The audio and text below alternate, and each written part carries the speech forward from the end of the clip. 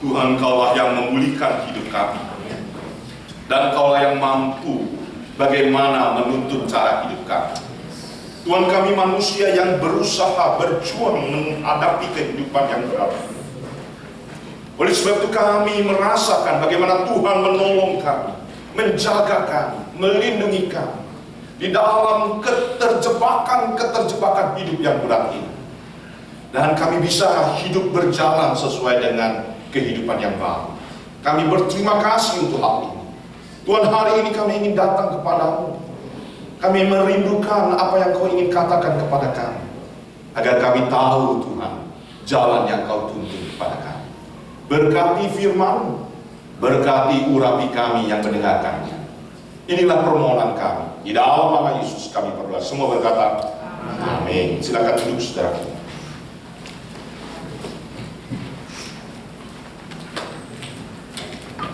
Saudara, satu hal yang menyenangkan bagi kita, kalau kita masih hidup bersama-sama dan berada di tempat ini untuk beribadah. Karena tidak semua orang mempunyai kesempatan, saudaraku, untuk datang beribadah di dalam ketercepitan mereka, di dalam kelelahan mereka. Saudara, waktu kita beribadah, kita akan merasakan bagaimana Tuhan itu membuka hati kita, melegakan kepenatan kita di dalam kita berseru kepadanya di dalam pujian. Saudara, hari ini saya ingin melanjutkan bagian satu firman Tuhan di mana berbicara tentang khotbah di bukit, saudaraku, yang merupakan satu gaya hidup daripada anak-anak Tuhan yang hidup di dalam kerajaan Allah. Minggu lalu kita sudah berbicara tentang karakter yang bisa membuat kita memiliki berkat daripada Tuhan. Dan hari ini, saudaraku, saya ingin mengajak kita melihat satu khotbah Yesus di bukit yang berbicara tentang jati diri kita. Dan bagaimana kita sebagai orang yang memiliki jati diri ini mempunyai pengaruh atau influence di dalam kehidupan dunia yang membutuhkan kita ini. Mari saya ajak kita buka bersama-sama di dalam Matius pasal 5 ayat 13 sampai dengan 16. Bagian ini bagian yang cukup menarik. Matius pasal 5 ayat 13 sampai dengan 16 demikian. Kamu adalah garam dunia. Jika garam itu menjadi tawar, dengan apakah ia dihasilkan? Tidak ada lagi gunanya selain dibuang dan diinjak orang. Kamu adalah terang dunia. Kota yang terletak di atas gunung tidak mungkin tersembunyi. Lagi pula orang tidak menyalakan pelita lalu meletakkannya di bawah gantang, melainkan di atas kaki tiang, sehingga menerangi semua orang di dalam rumah itu. Demikianlah hendaknya terang bercahaya di depan orang, supaya mereka melihat perbuatanmu yang baik dan memuliakan Bapamu yang di surga. Saudara, kali ini Yesus sedang berkhotbah di antara orang yang banyak itu, saudaraku, datang kepadanya, dan dia menggunakan satu metafor atau ilustrasi, saudaraku, yang ingin menunjukkan, ingin mengajarkan satu kebenaran yang dalam yang harus dimiliki, yaitu dia menjelaskan tentang satu yang metafor yang sering dipakai, yaitu tentang garam dan tentang terang, saudaraku. Saudara tahu tidak, di zaman dahulu, saudaraku, zaman yang kuno itu, saudaraku, garam dan terang adalah barang yang sangat amat dibutuhkan. Garam dan terang adalah barang yang sangat amat penting. Sehingga, saudaraku, di dalam zaman dahulu, dimanapun, saudaraku, atau sampai saat ini, saudaraku, tidak ada seorang yang tidak membutuhkan garam. Tidak. Entah itu kaya, entah itu miskin, saudaraku. Entah dia bodoh, entah dia berpendidikan, pasti orang itu membutuhkan garam. Demikian juga terang, saudaraku. Tidak ada seorang pun di dalam dunia ini tidak membutuhkan terang. Siapapun dia, saudaraku, dia merindukan akan terang. Jadi dua komoditas ini, saudaraku, adalah dua hal yang bisa dikatakan umum dan orang tahu, saudaraku. Dengan dua hal ini, saudaraku, Yesus ingin menjelaskan kepada pendengarnya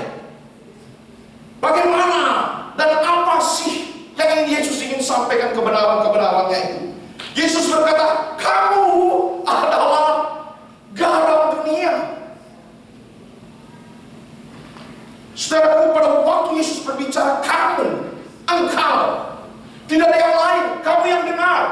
Kamu adalah garam dunia. Saudara, seharusnya pada waktu orang mendengarkan tentang istilah garam, saudara, maka di dalam otak mereka, di dalam pikiran mereka, saudaraku, sudah ada asumsi, saudara. Mereka mengetahui tentang apa, saudara? Pengertian tentang garam itu, saudaraku. Saudara, bagi masyarakat kuno, saudaraku, fungsi daripada garam, saudaraku, itu mempunyai satu kekuatan untuk menghambat satu kebusukan, saudara. Jadi orang-orang sudah tahu kalau bicara garam, orang tahu ada kekuatan yang di dalam daripada garam itu. Yaitu apa? Fungsinya mempunyai kekuatan untuk menghambat satu kebusukan, saudara. Dan bukan hanya itu, tapi juga menggambarkan akan memberikan satu rasa yang lebih baik, lebih enak di dalam makanan. Jadi pengalaman ini di dalam kehidupan sehari-hari, pada waktu orang berbicara dengan garam, orang tahu fungsinya, menghambat kebusukan. Nah, kalau kita bicara tentang menghambat kebusukan, zaman dulu itu nggak ada yang disebut dengan kulkas, nggak ada. Jadi kalau barang-barang itu untuk diawetkan supaya tidak menjadi busuk, caranya apa? Diasinkan, saudara. Sehingga septik yang ada di dalam garam itu menghambat proses daripada kebusukan. Dan bukan itu saja, mereka juga punya pengalaman. Kalau masak atau makan, saudara, makan itu adalah bagian yang tidak bisa terlepas dari kehidupan manusia, saudara. Siapa di sini yang nggak pernah makan? Satu hari nggak makan namanya apa? Puasa. Boleh puasa satu hari, bisa tahan? 2 hari bisa tahan? Bisa. Tapi setelahnya bagaimana, saudara? Wah, namanya makan bisa balas dendam, saudara. Gitu kan? Kayak kemarin itu acara ulang tahun, saya lihat, wah, semua kalau lihat makanan itu, wah, nggak peduli dia lapar, kenyang, tetap makan. Begitu ya. Nah, saudaraku, jadi makanan itu, saudara, tanpa ada garam, tanpa memberikan satu rasa. Jadi, saudaraku, image daripada orang-orang itu, ya saudaraku, memahami garam itu punya fungsi. Tetapi bukan hanya image daripada secara umumnya, saudara. Tetapi orang-orang Yunani atau orang-orang Romawi kuno lama, saudara, menganggap bahwa garam itu juga dipakai, saudara, sebagai barang yang dianggap paling, perhatikan kalimat saya, paling bersih dan paling jernih, saudara. Karena apa? Karena orang Romawi pada saat itu, saudara, menggambarkan bahwa garam itu adalah hasil daripada laut dan matahari. Dari air, saudaraku, menjadi benih menghasilkan dan bersih dan putih. Sehingga, saudaraku, garam ini dipakai untuk apa? Sebagai tanda pemberian yang terbaik untuk dewa-dewa daripada orang-orang Romawi. Pemberian persembahan yang terbaik. Karena ini simbol atau gambaran, saudaraku, sesuatu yang baik, yang bersih, yang jernih, yang murni. Dan inilah yang paling disukai oleh para dewa. Jadi orang-orang yang pada waktu itu berkonsep berlatar belakang Romawi berpikir, wow, bicara tentang garam, maka mereka berpikir fungsi daripada garam. Tapi bagaimana dengan orang-orang Israel yang mendengar khotbah itu, saudara? Orang-orang Israel mempunyai satu pengalaman, saudaraku, di mana garam itu juga dipakai, saudaraku, di dalam sejarah kehidupan bangsa orang Israel yang berkaitan dengan Taurat dan ajaran Tuhan juga, saudara.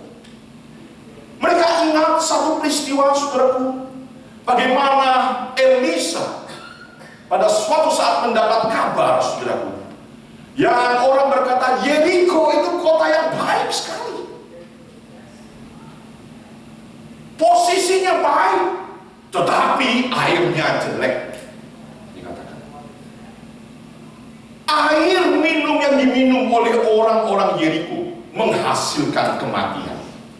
Sehingga dikatakan banyak bayi-bayi yang mati, saudara. Oleh karena apa? Minum daripada air di kota Yeriko. Kota boleh baik, tetapi airnya membinasakan. Lalu datanglah Elisa berkata, mari bawa ke sini sepinggan dan taruh garam di dalamnya. Dan kemudian Elisa berkata apa, saudara? Anda perhatikan, saudaraku, di dalam 2 Raja-Raja pasal 2, saudaraku, di sana digambarkan bagaimana peristiwa tentang garam itu, saudaraku. 2 Raja-Raja pasal 2, saudaraku. Demikian. Kemudian pergilah ia ke mata air, ayat 21 mereka, dan melemparkan garam itu ke dalamnya serta berkata, beginilah firman Tuhan, telah kusehatkan air ini, maka tidak akan terjadi lagi olehnya kematian atau apa? Keguguran bayi. Demikianlah air itu menjadi sehat sampai hari ini sesuai dengan firman yang disampaikan Elisa. Jadi garam ini dipakai, saudaraku, menjadi alat atau simbol dari mana Tuhan merestorasi. Tuhan itu bukan saja merestorasi, Tuhan itu memulihkan. Melalui garam, saudara, menyetop kehancuran kebinasaan orang-orang yang ada di dalam kota Yeriko. Kembali lagi, saudara, istilah apa? Menyetop kebinasaan, kematian, kehancuran.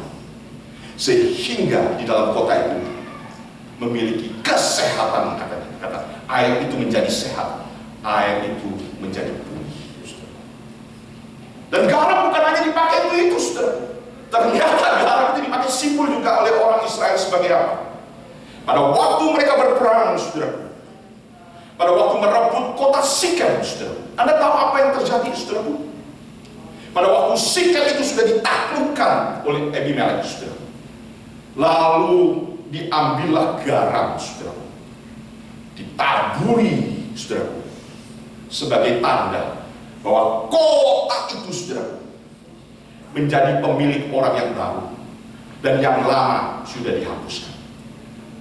Penyetopan masa lalu dan sekarang kepemilikan yang baru. Dulu, sekarang merupakan satu gambaran merestorisasi. Itu yang diingat oleh mereka. Tetapi bukan hanya itu, saudaraku. Ternyata, saudaraku, garam itu adalah simbol juga bagi orang Israel yang berkaitan hubungan mereka dengan Tuhan, saudara. Yaitu apa? Yaitu dipakai sebagai simbol ikatan perjanjian, saudara. Sehingga disebut sebagai ikatan perjanjian garam, saudara. Kalau Anda perhatikan di dalam imamat, saudara, di sana dikatakan ikatan perjanjian, saudara, yaitu perjanjian garam. Apa sih maksudnya ini, saudara? Saudara tahu kalau orang sedang mengikat janji artinya bahwa janji itu sungguh-sungguh akan ditepati. Bahwa janji itu sungguh-sungguh akan mengikat mereka untuk taat di dalam apa yang sudah dijanjikan. Sehingga ini menggambarkan, saudara, satu kesetiaan di dalam apa? Perjanjian. Wah, saudaraku, kalau namanya ikatan perjanjian kesetiaan, saudaraku, artinya apa? Kita tidak boleh melanggar akan apa? Janji. Apa yang diungkapkan, apa yang sudah ditetapkan, apa yang menjadi kesepakatan, tidak boleh dilanggar. Maka kita harus berada di dalamnya dan kita setia untuk melakukan hal ini. Dan saudaraku, kalimat perjanjian garam ini digambarkan hubungan orang Israel dengan apa? Umatnya. Aku punya janji, engkau adalah umatku dan aku ini adalah Allah. Lalu Tuhan pun berjanji dengan kalimat janjian garam ini, saudaraku, pada waktu berbicara kepada Daud, Daud, dari keturunanmu, tahtamu tidak akan binasa. Sampai Yesus Kristus dan sampai sekarang dikatakan keturunan daripada Daudlah yang memimpin sampai daripada Mesias. Dan kata ini juga dipakai untuk hamba Tuhan, saudaraku, yang dimana Tuhan berjanji mengikat perjanjian garam, saudaraku, yaitu berkaitan apa? Orang Israel pada waktu dibagi tanah, saudaraku, suku A dapat tanah ini, suku B dapat tanah ini, suku Lewi tidak dapat tanah, saudaraku. Dan suku Lewi, saudaraku, dikatakan, engkau makan bukan dari tanah, karena engkau tidak mendapatkan pusaka tanah. Pusakamu adalah aku. Yaitu apa? Makananmu adalah hasil daripada persembahan-persembahan yang diberikan oleh orang Israel. Dari situlah aku mengikat perjanjian. Akulah pusakamu. Wah, saudaraku. Jadi hamba Tuhan lebih enak gak, saudara? Pusakanya bukan tanah, tapi pusakanya adalah apa? Tuhan sendiri. Sehingga orang keturunan Harun dan Lewi tidak boleh mendapatkan makanan dari sumber yang lain kecuali dari apa? Dari persembahan daripada umat yang diberikan. Dan ini janji yang Tuhan katakan kepada hamba Tuhan, yaitu pada orang-orang suku Lewi. Jadi saudaraku, kata garam itu merupakan kata yang menggambarkan satu kesetiaan. Dan kata ini, saudaraku, juga garam ini menunjukkan bahwa pada waktu orang Israel kalau memberikan persembahan kepada Tuhan, yaitu korban, saudara, maka seringkali ditaburi garam, saudara. Nah, ternyata garam ini, saudara, berfungsi untuk apa? Keharuman, saudara. Wangi-wangian yang harum, saudara. Saudara, kalau Anda barbecue, gitu ya, daging biasa ya, daging biasa tanpa ada apa? Bumbu-bumbu dan garam. Coba Anda bedakan rasa wangian daging yang kebakar dengan wangi-wangian daripada daging yang diolesi akan apa? Garam. Harumnya bagaimana, saudara? Berbeda. Jadi ini menunjukkan satu hal yang harum, saudara. Persembahan yang diberikan adalah persembahan yang harum, saudara.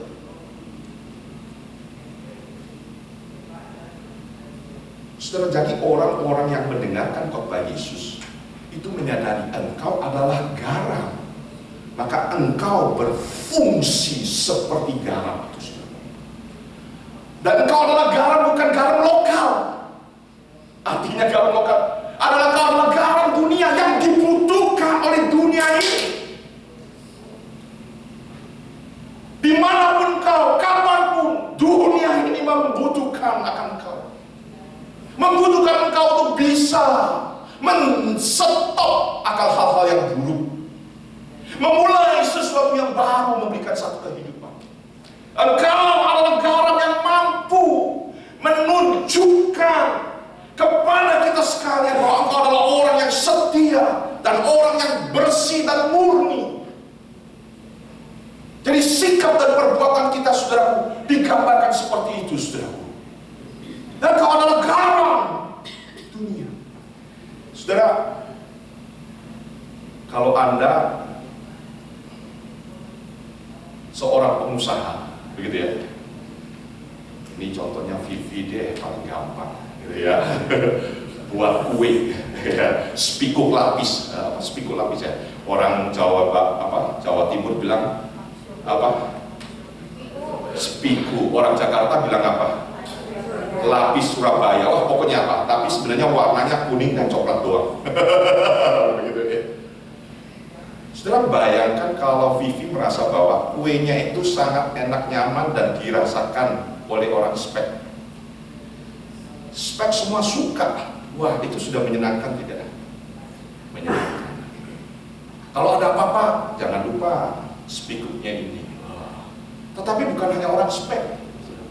Ternyata gereja lain juga suka. Begitu ya. Tetapi bukan lagi gereja lain.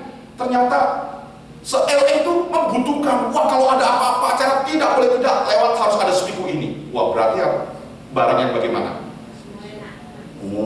Enak. Gitu ya. Dan menjadi satu bagian yang dikatakan kalau ada pesta nggak bisa nggak ada kue ini, menjadi trademark.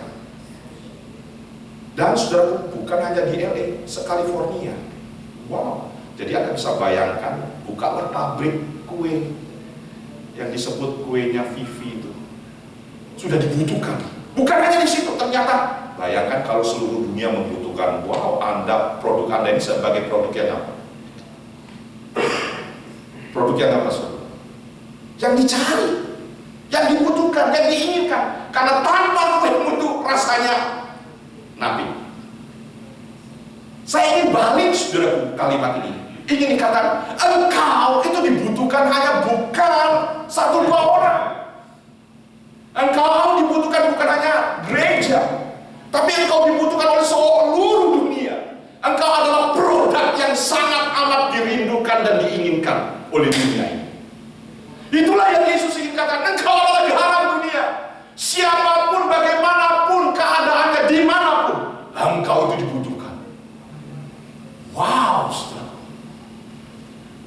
Engkau berarti, engkau mempunyai fungsi yang begitu luar biasa, yang dibutuhkan oleh dunia yang makin membusuk ini. Dunia yang makin rusak ini. Dunia memerlukan sesuatu yang baru, yang baru. Dunia membutuhkan satu keharuman. Dunia merindukan akan kehadiratmu itu dirasakan, menjadi lebih enak lagi. Jadi kehadiratmu itu menyenangkan. Tapi saudara, bisa nggak kehadiran kita itu tidak menyenangkan? Saudara pernah tahu ada binatang yang baunya ampun-ampun, saudara. Begitu dia datang, waduh, bau deh sebuah tempat. Jadi kehadiran binatang itu memberikan suasana bagaimana? Nggak mengenakan. Engkau adalah garam, jadi kehadiranmu memberikan taste yang menyenangkan. Itulah engkau, saudara. Taste bagi dunia ini. Oleh sebab itu, saudara, kalimat yang Yesus katakan, engkau adalah garam dunia. Perhatikan baik-baik, kalau garam itu tidak lagi mempunyai asin, dia tidak lagi berfungsi sesuai daripada fungsinya. Perhatikan kalimat itu dikatakan, saudara. Jika garam itu menjadi tawar, dengan apakah ia diasinkan? Tidak ada lagi gunanya selain dibuang dan diinjak orang. Kalimat ini ingin menunjukkan kalau kau sudah tidak berfungsi lagi. Kata ini kata pengandaian jika, saudara. Jadi ingin menunjukkan, saudaraku, bahwa garam itu tidak mungkin kehilangan asin. Betul tidak? Tidak mungkin. Namanya garam, maka kamu mempunyai unsur-unsur seperti ini. Tapi kalau kau tidak punya unsur ini, engkau bukan garam lagi. Karena kau tidak perlu difungsikan lagi seperti garam. Jadi kita sebagai anak Tuhan dikatakan betapa dibutuhkan hal itu, fungsimu dalam dunia ini. Dan kalau kau tidak lagi menghasilkan fungsi itu, wow, saudara, kalimat yang dikatakan adalah apa? Satu dampak yang bisa disebutkan risiko yang harus kita terima, yaitu apa? Nggak ada guna. Stempel, ya. Setelah stempel nggak ada guna itu satu status, saudara. Wah, ini nggak bisa dipakai, saudara. Saudara, nggak bisa dipakai itu sudah status, saudara. Artinya apa? Expired. Tapi belum tentu barang expired itu dibuang, saudara. Betul nggak? Ya, belum tentu dibuang, saudara. Nggak ada gunanya. Ya, digituin aja deh. Nggak ada gunanya, akhirnya taruh di mana? Gudang. Begitu ya. Pokok nggak usah kelihatan dan sebagainya. Tapi ini bukan hanya engkau punya status nggak ada gunanya. Tapi status berikutnya, saudaraku, engkau harus apa? Dibuang, saudara. Disingkirkan. Wow, saudara. Jadi status sudah gak ada gunanya. Kedua, saudaraku, impact yang harus engkau terima adalah gak ada lain, engkau harus disingkirkan. Bolehlah udah disingkirkan, saudaraku, ya. Lalu berikutnya, risiko yang harus diterima adalah engkau hanya diinjak-injak orang. Artinya apa? Engkau hanya dihina oleh orang. Jadi, saudara, Anda lihat fungsi yang sangat amat berarti tadi itu, yang luar biasa. Bayangan yang busuk aja bisa di stop. Sesuatu yang hancur bisa dipulihkan. Jadi fungsi Anda itu begitu luar biasanya kualitasnya, saudara. Tetapi kebalikannya, bila engkau sudah tidak bisa berfungsi seperti itu, tidak ada yang lain, saudara. Engkau akan menerima risiko. Yaitu risikonya adalah apa? Engkau sudah agak berguna, engkau harus disingkirkan, dan engkau diinjak, terhina, saudara. Wow. Mengerikan sekali, saudara. Ini yang ingin menunjukkan apa, saudara? Menunjukkan betapa berartinya engkau bagi dunia ini. Menunjukkan betapa pengaruhmu itu begitu luar biasa. Tetapi begitu engkau tidak memfungsikan akan fungsimu, menunjukkan bahwa engkau sudah tidak ada artinya lagi. Saudara, biarlah kita menyadari kita sebagai anak Tuhan bisa memiliki pemahaman seperti ini, saudara. Apakah di dalam kehidupan kita sehari-hari kita adalah orang yang mampu, saudara, menahan kerusakan-kerusakan yang ada? Kerusakan moral, kerusakan attitude, kerusakan gaya bicara, kerusakan cara berpikir, kerusakan tingkah laku, yang semuanya menuju kehancuran. Dan engkau bisa memulai daripada dirimu. Semua orang bohong, apakah kau patut berbohong? Hah? Semua orang nilep. Kalau nilep kan tidak apa-apa. Semua orang nilep kok, betul tidak? No. You bisa tidak nilep. Semua orang lanto. Tahu? Semua orang malas, curi waktu, curi kerja. Anda bisa nggak? Duh, Pak Yohanes ngapain? Tuh temanku, wah dikasih tugas kayak gini, kerja 10, harusnya hasilnya 10, dia ngerjain ini. Enggak, diserahin ke orang lain. Yang lain bilang apa? Bukan tugasku, tugasnya dia. Aku ngapain beres-beres ini Pak Yohanes? Lalu yang lagi dia enggak. Semuanya orang lantung. Semuanya malas kinerjanya. Anda bagaimana? Bisa nggak menyetop itu? Enggak gampang, saudaraku. Kalau Anda kerja, semua teman-teman Anda malas, nggak ada kinerjanya, semua orang brengsek. Anda jengkel nggak? Marah nggak? Anda bisa malas nggak? Kalau nggak frustasi, marah-marah, kayak Ahok. Frustasi, marah-marah. Begitu ya.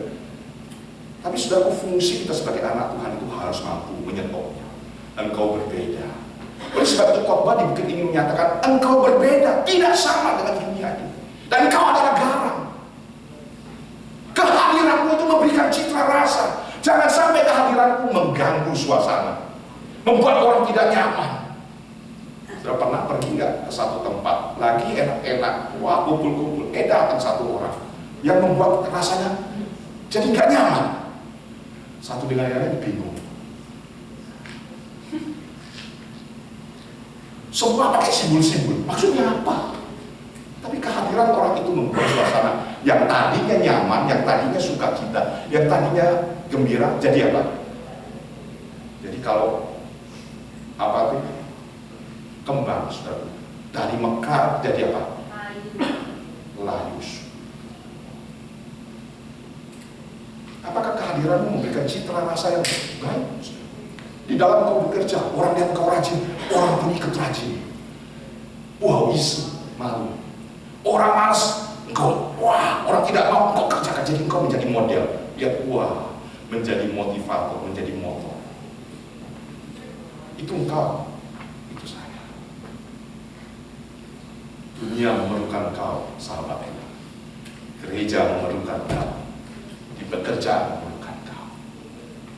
Makanya Tuhan mengatakan, engkau garamnya. Bila tidak, saudara, nggak ada yang lain. Karena nggak ada gunanya, engkau dibuang. Dan saudara, Anda tahu kalimat yang dipakai ini, saudaraku, tidak ada gunanya, saudara. Lebih baik dibuang, saudara. Kata itu kata yang dipertentangkan dengan istilah penyesatan, saudara. Kalau Anda perhatikan di dalam Markus pasal 9, di sana berbicara juga tentang garam.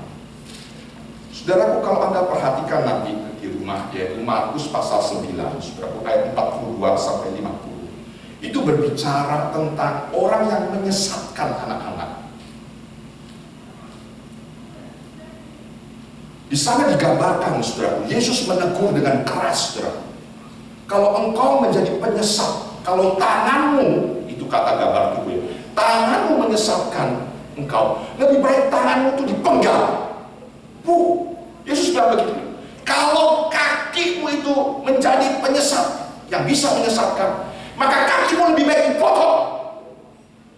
Tapi kalau matamu, dikatakan matamu itu menyesatkan, lebih baik dicungkil. Wow, Yesus kok begitu ekstrim menggambarkan ini, saudara. Saudara tahu apa sih artinya kata menyesatkan itu, saudara? Kata ini menggambarkan, saudaraku, istilah yang dipakai, saudaraku, adalah skandal itson, saudara. Skandal itson ini, saudaraku, adalah kata yang menggambarkan seseorang, saudaraku, ya, meletakkan sesuatu agar orang itu bisa jatuh tersandung. Ngerti ya maksudnya ya? Lihat ini, oh nanti Pak Yohanes lewat sana nih, aku taruh barang di sini. Tujuannya adalah aku taruh itu supaya Pak Yohanes waktu lewat situ dia akan jatuh. Tapi bukan hanya jatuh, plok begitu, tapi dia akan merasakan sakitnya akan jatuh. Jadi konsep ini adalah konsep apa? Merencanakan, strategi. Kemudian apa? Menginginkan supaya apa? Kejatuhan, kehancuran. Nah, oleh sebab itu kalimat ini, saudaraku, dikatakan kalau tanganmu berpikir, berstrategi untuk seperti itu, kakimu membuat kau seperti itu, dan matamu, kalau tangan itu bentuk apa? Menunjukkan apa? Yang kita kerjakan. Kaki menunjukkan apa? Kita berjalan. Mata menunjukkan apa? Keinginan, apa yang kau inginkan, semua itu dari mata. Kalau itu semua, saudara, di dalam kehidupanmu, engkau mempunyai perencanaan, saudara, tujuannya cuma satu, untuk menghancurkan orang, menjatuhkan orang, supaya orang itu sakit habis, saudara, dan engkau menjadi pemenangnya. Maka engkau dianggap sebagai orang yang dikatakan menyesatkan. Oleh sebab itu dikatakan lebih baik engkau itu digarami oleh api. Perhatikan saudara, ayat 49. Di mana ulat-ulat bangkai tidak mati dan api tidak padam, karena setiap orang akan digarami dengan api. Garam memang baik, tetapi jika garam menjadi hambar. Nah, perhatikan saudara, ayat 49. Jika garam itu menjadi hambar, dengan apakah kamu mengasinkannya? Hendaklah kamu selalu mempunyai garam dalam diri. Kalau kau tidak punya, tidak ada yang lain. Kamu tuh kerjanya cuma nyesatin orang. Saudara, ngeri ya? Nah, itu maksudnya, saudara. Kalau Anda sudah tidak berfungsi daripada menjadi garam, yang tadi bisa merestorasi, memberikan kenyamanan, kenikmatan, menghambat kebusukan, juga adalah kebalikannya.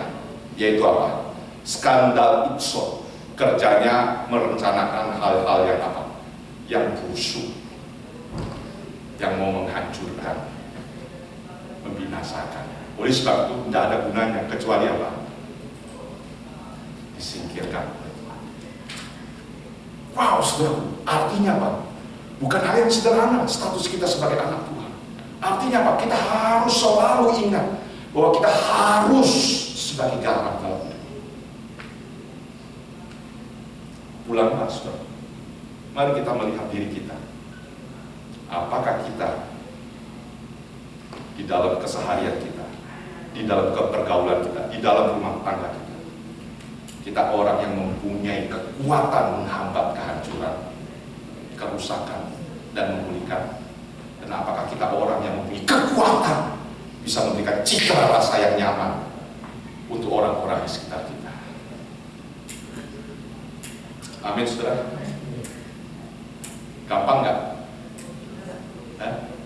Kok Anda kelihatannya tersenyum? Lalu kita pikir, Tuhan kok berat banget ya? Tapi itulah engkau. Itulah jati dirimu, tidak ada yang lain. Artinya apa? Engkau berarti untuk dunia ini. Engkau bukan sampah. Engkau bertinggi nilainya. Ayo katakan, aku berarti. Kau kiri kanan, aku berarti. Aku berguna. Bukan hanya buat engkau, tapi buat orang di sekitarnya. Kehadiranmu itu memberikan citra rasa. Yang kedua, saudara, Kata berikutnya adalah Yesus berkata, engkau bukan hanya garam, tapi engkau adalah terang dunia. Wow, saudaraku, kalimat ini adalah kalimat yang ingin menunjukkan dua metafor yang selalu umum, yang mereka tahu, yang dibutuhkan yang utama, tentang garam dan matahari, tentang terang. Dan dikatakan engkau adalah terang. Dan Allah mengatakan akulah terang dunia. Dan kali ini Yesus mengatakan engkau adalah terang. Apa maksudnya ini, saudaraku? Saudara, kemudian Yesus memparalelkan, mensejajarkan untuk menjelaskan terang itu, saudaraku. Digambarkan bahwa disejajarkan terang itu, saudaraku, digambarkan sejajarkan seperti kota, saudaraku, yang terletak di atas gunung, saudaraku, dan dia tidak mungkin akan tersembunyi, saudaraku. Ini menggambarkan, saudaraku, kota yang ada di atas gunung pun orang pasti akan pergi, enggak? Masih akan cari. Kota menjadi satu tempat di mana orang itu bisa tinggal. Kota menjadi tempat di mana orang itu bisa hidup. Bahkan kota menjadi tempat di mana orang itu bisa memperoleh perlindungan dan keselamatan, saudara. Jangan heran, saudara. Istilah kota selalu memberikan magnet bagi orang untuk apa? Datang kepadanya. Siapa suruh datang Jakarta? Siapa suruh datang Jakarta? Lagu yang common, saudara. Ini menunjukkan bahwa semua orang kepingin. Lalu ada istilah lagi, saudaraku, siapa suruh datang ke LA atau ke Amerika? Karena ada something di mana kau bisa hidup di sana. Tempat orang mencari. Dan kata ini juga kata yang menggambarkan, saudaraku, terang itu, saudaraku. Kalau pada waktu malam, saudaraku, gelap gulita, maka saudaraku, dari kejauhan orang akan melihat akan apa? Cahaya kota itu, saudara. Wow, di tengah kegelapan itu, saudara, cahaya kota itu memancar. Nah, Anda kalau pergi jarak jauh atau pergi benar, kau akan lihat di gunung itu ada cahaya, gitu ya. Menunjukkan bagaimana di sana ada kehidupan. Di sana tempat orang mencari, bisa hidup, bisa tinggal, bahkan pengertiannya adalah bisa melindungi dan bisa memberikan keselamatan. Kita digambarkan seperti kota, saudaraku, yang bisa memberikan kehidupan, yang bisa membawa orang sedekat, dan bahkan memberikan keselamatan, saudaraku. Engkau adalah orang yang dicari, yang dibutuhkan, di mana orang bisa mendapatkan sesuatu daripada engkau. Wow, saudaraku, saudara, dicari orang itu seneng nggak? Ayo saya tergantung. Jadi populer itu menyenangkan enggak? Jadi populer itu menyenangkan enggak? Bilangnya enggak, tapi aku kepengen populer. Begitu ya. Tapi begitu Anda dicari orang, kira-kira seneng enggak? Kalau dicari berarti ada apa? Ada maunya, begitu ya. Ada maunya, begitu ya. Maunya apa, saudara? Andalan tempat baginya yang bisa memberi sesuatu, yang bisa memberikan kehidupan. Tempat di mana kau bisa tinggal, di mana dia bisa merasa home. Wow, saudara. Anda bisa bayangkan hal ini, saudaraku. Engkau adalah bagian yang dicari oleh orang. Orang susah cari Anda. Anda bisa nggak terima? Rangling terus bagus, saudara. Dia lagi nomornya, terus dilihat. Rangling dia lagi, saudaraku. Dilihat, dia lagi. Begitu ya. Sekali dicari, dia dapatkan. Dua kali, kelihatannya engkau bisa memberikan banyak hal. Wah, maka engkau dicari. Wow, Anda menjadi orang yang sangat amat dibutuhkan. Dan engkau nggak bisa bersembunyi.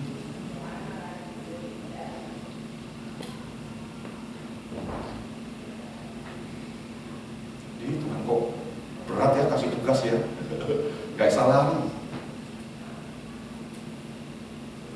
Dan kata ini kemudian disejajarkan kembali dengan apa, saudara? Digambarkan seperti pelita, saudara. Zaman dahulu itu tidak ada listrik, tidak ada apa, saudara. Tapi cuma ada apa, saudara? Pelita itu terbuat dari apa? Sebuah kayak mangkok kecil lah, begitu ya. Kemudian minyak, lalu cuma ditaruh satu helai, apa itu namanya, sumbu, saudara. Ya. Sumbu, kemudian kasih lampu. Dan biasanya dikatakan, saudara, kalau orang punya akan pelita itu, tidak mungkin taruh di bawah gantang. Gantang itu adalah ukuran padi-padi. Kalau untuk mengukur beras, saudara, padi zaman dulu itu ada ukurannya, saudara. Seberapa? Kalau itu kan tidak punya kiloan, ya. Tidak mungkin taruh di bawah, gitu. Tapi akan taruh di kaki dia, yaitu di suatu tempat yang tinggi, seperti sula, saudara. Tujuannya apa? Supaya apa? Bisa menerangi semua. Agar semua itu bisa melihat dengan jelas. Semua bisa merasakan, oh ini ada kayu, ini ada meja, ini ada makanan. Jadi makin ditaruh di atas, makin kita bisa melihat inilah yang benar. Kalau kacamata ya, kacamata. Kalau sapu tangan Anda tahu ini sapu tangan. Jadi Anda dengan mata, dengan adanya sinar itu, Anda bisa membedakan ini sapu tangan atau ini lemek. Tahu lemek? Hah? Apa ya lemeknya? Indonesianya apa lemek? Lap. Bedanya sapu tangan sama lap meja. Anda bisa membedakan, saudaraku semuanya. Dengan ada cahaya kau mampu membedakan hal yang benar mana yang. Jadi kehadiranmu itu mampu memberikan apa? Petunjuk yang lebih jelas. Bukan samar-samar. Dengan adanya engkau, segala sesuatu makin clear. Dan mampu menunjukkan ini yang benar. Kehidupanmu, bukan abu-abu. Dan kehadiranmu itu memberikan dampak yang luar biasa. Wow, saudara. Engkaulah terang itu, dikatakan. Dan terakhir, saudara, setelah berbicara tentang hal itu, saudara, bahwa engkau sangat amat dibutuhkan. Dan dikatakan kembali, saudara, bahwa hendaklah terang bercahaya di depan orang, supaya mereka melihat perbuatanmu yang baik dan memuliakan Bapamu di surga. Kalimat ini ada orang yang mengatakan sebenarnya ini adalah kesimpulan dari dua metaforik, yaitu garam dan kemudian terang. Tapi juga ada orang yang mengatakan bahwa ini sebenarnya ingin menjelaskan tentang terang itu dikaitkan dengan perbuatan baik. Dan kata ini saudara ingin menunjukkan Yesus mengatakan bahwa salah satu cara kita untuk memuliakan Tuhan, salah satu cara adalah apa? Mendemonstrasikan perbuatan baik, supaya orang melihat engkau show, engkau mendemonstrasikan, engkau mempraktekkan, saudara. Bukan tersembunyi, tapi di hadapan orang. Dan perbuatan baikmu itu adalah satu cara untuk memuliakan Tuhan. Saudara, kata memuliakan Tuhan seringkali muncul dalam hal apa saja. Worship ya, dan lagi ibadah, lagi nyanyikan. Mari saudara-saudara, kita mengangkat hati kita menyembah Tuhan, kita memuliakan Tuhan. Gitu ya. Seolah-olah memuliakan Tuhan itu hanya berkaitan dengan hal-hal yang spiritual, ritual. Ya. Ritual itu apa ya? Tata cara yang berkaitan dengan agama atau tradisi spiritual. Kalau engkau berdoa, engkau rajin baca Alkitab, engkau datang ke gereja, engkau menyembah Tuhan, seolah-olah menunjukkan itu menyembah. Iya, tapi Tuhan ingin menunjukkan ada satu cara lagi agar engkau bisa memuliakan Tuhan. Karena cara ini penting agar orang bisa melihat. Dan orang, bukan engkau sekarang yang memuliakan Tuhan, ya kan? Kalau kita di dalam ibadah kita yang memuliakan Tuhan siapa? Saya, ya kan? Berdoa, ya saya memuliakan Tuhan. Tapi kali ini orang akan memuliakan Tuhan. Wow, saudara, salah satu cara engkau mendemonstrasikan kebaikan, tingkah laku. Kata baik ini kata yang menggambarkan, saudara, sesuatu hal yang lebih daripada di atas ukuran, dan keterbalikan daripada hal yang berkaitan dengan negatif. Jadi contohnya begini, saudara, ya. Kalau positif pasti ada apa? Negatif, gitu ya. Kalau panas pasti apa? Dingin, begitu ya. Nah, kalau diukur dengan angka, panasnya 10, maka dinginnya berapa? Maka dinginnya berapa? 10, karena keterbalikan itu kan ya. Tapi kalimat ini ingin menunjukkan, saudaraku, bukan hanya menunjukkan equality, tetapi menunjukkan kamu lebih di atas. Dari yang negatif ini, kalau di-equalin, negatifnya gini, positifnya ini, tapi engkau lebih lagi. Contohnya seperti ini. Pada waktu peraturan orang Yahudi dijajah oleh orang Romawi, maka tentara itu boleh manggil orang Israel. Dia sedang bawa barang ini, gotong barang. Enteng sebenarnya, gak apa-apa, tapi dia punya hak, nggak mau bawa, ditinggal. Dia panggil orang Israel, bawa ini buat aku. Oh, punya hak itu, saudara. Nggak boleh nolak, bawa. Tapi ada batasnya, cuma 1 mil. Setelah lewat 1 mil, maka apa? Nggak boleh maksa lagi. Nggak ada hak itu. Tetapi dikatakan Yesus, kalau engkau disuruh jalan 1 mil berdasarkan peraturan, jalanlah engkau apa? 2 mil. Melampaui itu menunjukkan apa? Engkau orang yang melampaui.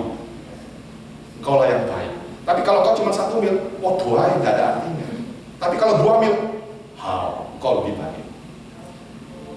Itu kata yang baik, saudara. Ingin menunjukkan bahwa kualitas engkau adalah kualitas yang melebihi yang lainnya. Demonstrasikanlah itu supaya orang bisa melihat, dan Allah dipermuliakan dengan demonstrasi itu, saudara. Engkau memang tidak punya waktu, saudara. Sibuk dengan ini itu. Waktumu pendek, aku cuma punya waktu 1 jam.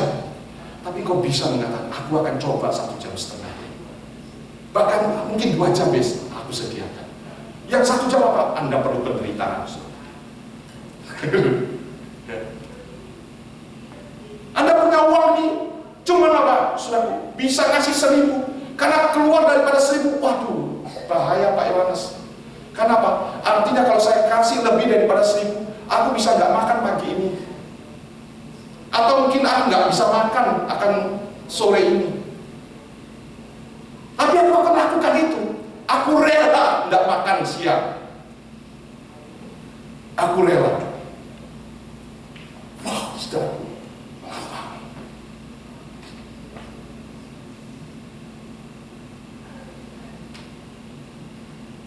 lalu Tuhan katakan, disitulah Tuhan dipermuliakan. Jadi saudara, kalau Anda berbuat rata-rata, nggak ada artinya. Tuhan bilang orang lain pun bisa berbuat demikian. Amin. Amin. Baik, orang dunia baik nggak? Baik. Orang lain nolong, kita bisa nolong nggak? Bisa nolong, bisa kasih obat. Orang lain bisa kasih obat nggak? Bisa. Sedikit lagi, nganteri mau nggak? Orang lain bisa nganteri, kamu mungkin nggak bisa. Ngerawat bisa nggak? Orang lain bisa nggak ngerawat? Bisa. Tapi 3 hal itu dikerjakan oleh 1 orang, bisa nggak? Bagi kamu, aku nggak bisa. Mungkin orang lain bisa nggak? Bisa. Kenapa? Perlu pengorbanan. Dia mau, dia punya hak. Itulah yang disebut dengan apa? Sikap daripada apa? Orang salahnya. Dia cukup waktu orang dirampok, tergeletak, cukup cuma kasih apa? Kasih air, kasih obat. Itu toh. Cukup nggak? Cukup. Tapi enggak. Digotong, diangkat. Ditaruh di mana? Ditaruh di hotel. Sampai sembuh. Aku kasih duit lagi. Sampai dia selesai. Nanti kalau kurang, ngomong sama. Wow, melampaui standar. Melampaui segala sesuatu. Itulah jati diri pengikut Tuhan, pengikut Yesus. Saudara, kita dilatih untuk hal itu, saudara.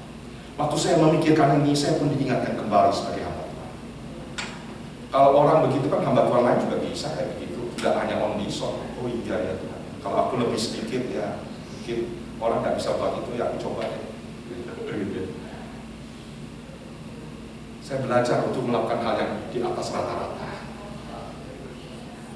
Kenapa? Tuhan suruh saya untuk itu, supaya orang bisa melihat. Kita sering kata supaya orang nggak tahu mungkin, orang yang hendak. Tuhan menunjukkan show, demonstrasikan. Supaya dunia yang gelap ini, dunia itu membutuhkan engkau. Oleh sebab itu, apa yang Tuhan katakan, jangan lelah berbuat baik, karena pada waktunya engkau tidak tahu, engkau akan menerima balasannya. Karena berbuat baik itu capek, saudara. Alkitab mengakui, capek nggak? Capek loh, saudara. Saudara ngeluar duit terus, bangkrut nggak? Itu kan bisa bangkrut, saudaraku. Ngalah terus, capek nggak ngalah? Orang ini nggak pengertian, masa bulat-balik kayak begitu, bulat-balik kayak itu. Capek nggak kita nahannya? Capek, saudara. Tapi Alkitab mengatakan ada satu saat, saudara. Jangan lelah, Tuhan katakan. Terus. Karena kalimat katakan perbuatan baik itu kalimat yang dikatakan adalah berulang-ulang. Ini kesempatan. Kali ini kesempatan ini. Kali ini kesempatan ini. Kali ini kesempatan ini. Kelihatannya sama, tapi itu berbeda. Dan itu pakailah sebagai kesempatan kau melakukan. Karena setelah itu tidak akan ada lagi. Unik kau berbahagia dulu dengan tekun bisa ngantar Tante Emi pulang pergi. Dan sekarang orang Tante Emi tidak butuh engkau. Tapi orang melihat engkau sudah melakukan itu dari jauh sampai dia meninggal. Dan kau sudah down melakukan itu. Setelah itu tidak ada lagi. Saudara, Anda mau berbuat baik pun perlu satu kesempatan, saudara. Ada waktunya orang tidak perlu, tidak mau, saudara. Ada satu cerita, saudara. Seorang anak Tuhan itu kepingin nolong hamba Tuhan, saudara. Dia kepingin nolong, tapi ngomel terus, saudara. Dia punya hati kepingin bantu hamba Tuhannya, begitu. Karena dia tahu hamba Tuhan itu kurang, begitu ya. Tapi kalau dia bantu, saudara, ngomel terus, saudara. Kamu gini, kamu gini, kamu gini. Nah, ayo aku lakuin ini, tak beresin. Gitu, saudara.